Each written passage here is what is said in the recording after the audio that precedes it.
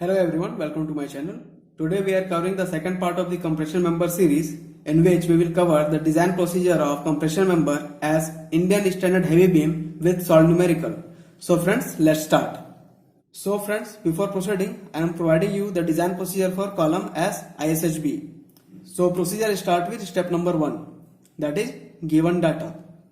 In this step you can mention grade of steel, length of compression member, end condition of the column.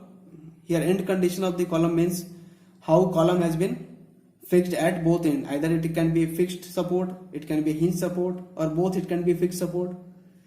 Fourth is your factor load acting on the column. Step number 2, assumptions of buckling class curve. So in this step, prior to designing and choosing the section, you have to assume buckling class curve for both the axes. So from IS code 800-2007, table number 10, for rolled I section, consider the limits h by bf, that is depth of the beam upon width of the flange should be greater than 1.2 and thickness of flange should be smaller or equal to 40 mm. For this limit, for ZZ axis, the buckling class curve is A, and for YY axis, the buckling class curve is B. Step number 3, assume the slenderness ratio to be 100. Since I section are stronger and stiff about ZZ axis, the chance of the buckling about ZZ axis is negligible. But the sections are weaker about YY axis, therefore its susceptibility of buckling is high about weaker axis. Thus we will design column considering about weaker axis, that is YY axis. Therefore design compressive stress FCD about weaker axis for buckling class B and lambda is equals to 100. It is given as 118 Newton per mm square. You can find this value in your IS code table number 9 of buckling class curve B. Step number 4. Now you have to calculate the required gross area. That is AGR will be equals to factor load upon FCD. Here FCD is your about the weaker axis. Step number 5. Try an ISHB, that is Indian Standard Heavy Beam. As you know that for the compression member only ISHB is used. Therefore try an ISHB section from steel handbook such that its cross section area is near to AGR, that is required gross area, but it should be higher value and it must also satisfy the limit assumed in step number 2. Now step number 6, find the effective length. So if question consists span of the column, then you have to find effective length. So as we know, effective length depends upon the end condition. So as per end condition you have to put the value of K in both the span of the column if provided. Step number 7, calculate slenderness ratio. As we know that slenderness ratio is equals to effective length upon radius of gyration. So it should be smaller than 180. And if this criteria satisfy, then it is okay. Now step number 8. Now find actual design compressive stress, that is FCD actual, for the weaker axis either by using IS code table series 9 for assumed buckling class, or you can find FCD using empirical formula provided by IS code in page number 34. So these are the empirical formula you can apply and you can directly find FCD. But as per your exam point of view, finding FCD with empirical formula is quite lengthy. So better find FCD by interpolation from the table series 9. Now step number 9, compute design compressive strength, and it is given as PD about weaker axis, that will be equals to effective net area into FCD of weaker axis, and it should be greater than factor load. If this criteria satisfies, then your section is safe. So friend, this is the end of the design procedure. Let's solve a numerical based on this topic. So the question says that design a column to support a factor load of 1050 kN. The column has an effective length of 7 meter about ZZ axis and 5 meter about YY axis. Use steel of grade Fe410. So let's start the solution. So step number 1, So in step number 1 you can mention given data. So I have mentioned grade of steel, that is Fe410. So Fy will be 250 and FUP, that is ultimate strength of the plate, will be 410 MPa. Effective length of the column has been given about both the axes, that is about ZZ axis and about YY axis. Factor load coming at the column is 1050 kN. Now let's move to step number 2, that is assumption of buckling class curve. So I am considering the limits for I section, that is depth of beam to the width of flange should be greater than 1.2 and thickness of flange should be smaller or equals to 40 mm. So for these limits, for ZZ axis, buckling class is A, and for YY axis it is B. Now let's move to step number 3. Assuming slenderness ratio to be 100, therefore FCD about weaker section, here weaker section means about YY axis, will be 118 Newton per mm square. Since we know that for ISHB, radius of gyration about YY axis is smaller than radius of gyration about ZZ axis. This value has been taken from table number 9 for buckling class curve B from the IS code. Step number 4. Required gross area. AGR will be equals to factor load upon FCD about weaker axis,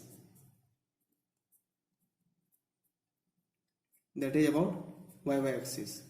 That will be equals to 1050 into 10 to the power 3 upon 118. On solving we get 8898.3 mm square. Step number 5. So using required gross area, that is 8898.3 mm square, I am choosing an ISHB whose area is near to this value but higher than this value. So you can choose ISHB 350 at the rate 710.2 Newton per meter, whose cross sectional area is 92.21 centimeter square. So I will convert it into mm square, then it will become 9221 mm square. Therefore, trying ISHB 350 at the rate 710.2 Newton per meter, whose gross area is 9221 mm square, whose depth is 350 mm, width of flange is 250 mm, thickness of flange is 11.6 mm, and radius of gyration about y-axis is 52.2 mm, and RZ is that is radius of gyration about z-axis is 146.5 mm. This value has been taken from Steel Handbook. Now step number 6. We have to find effective length. Since effective length has been given directly in the question, we do not have to multiply with K.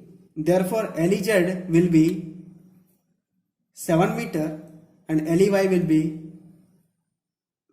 5 meter. Suppose if in the question the length of the column is provided and the end condition is also mentioned, then you have to find the effective length. And effective length, you know, it is equals to K into length of the column, where K depends upon the end condition. Now let's move to the step number 7, that is computation of slenderness ratio. So putting this value in this formula, we get 47.78, which is smaller to 180. Hence it is okay. Similarly, for the y-axis, we get 95.78, which is also smaller than 180. Hence, it is okay. Now step number 8. Now using lambda value for both the axis and Fy250, for buckling class A and for buckling class B, we have to find design compressive stress for the ZZ axis and for the YY axis. So as I have taught you in my previous video that how to interpolate FCD value from table series 9 from the IS code, we will apply the same procedure here.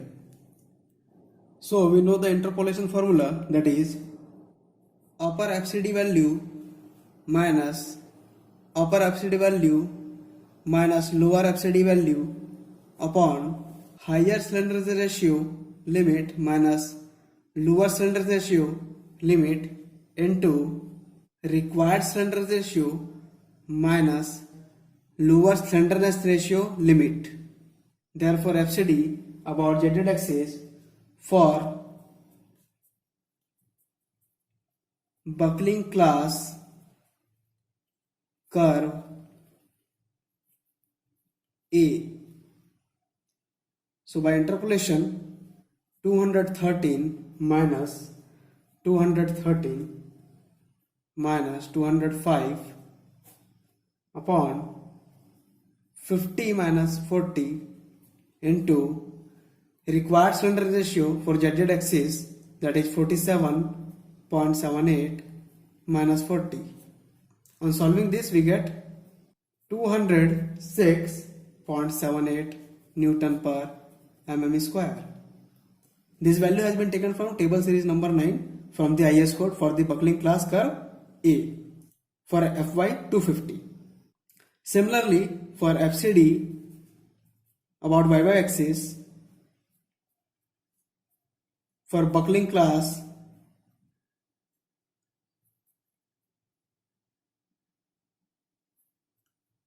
curve B, we get 121.56 Newton per mm square. Those students having doubt in this interpolation, you can refer my previous video on compression member part 1, where I have explained in detail how this limit are taken from the table series 9 and how it is interpolated. You can check out my previous compression member video in my description box also. Now step number 9. Design compressive strength of the ISHB section. Therefore, about ZZ axis, design compressive strength will be equals to cross sectional area into FCD, that is design compressive stress about ZZ axis. Therefore 9221 into 206.78. So on solving we get 1906.718 kilonewton, which is greater than factor load.